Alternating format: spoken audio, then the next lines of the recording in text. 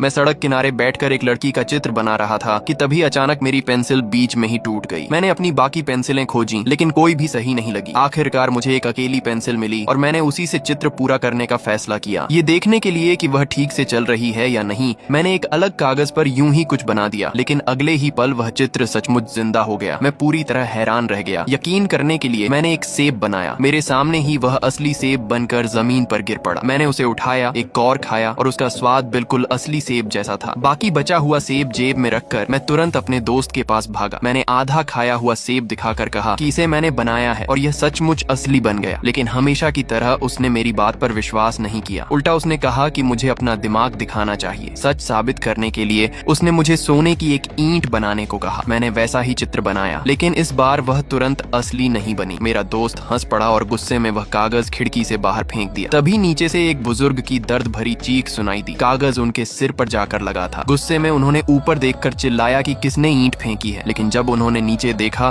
तो उनके हाथ में सचमुच सोने की भारी ईंट थी। उन्होंने बिना कुछ कहे उसे चुपचाप अपनी जेब में रखा और वहां से चलते बने। अब मेरे दोस्त को भी यकीन हो गया कि यह सब सच है। उसने तुरंत मुझसे कहा कि अब इससे भी बड़ी सोने की ईंट बनाओ। कुछ ही देर में चित्र में बनी सोने की ईंट असली बन गई। हम दोनों इतने हैरान थे कि हमारे मुंह से एक शब्द भी नहीं निकला।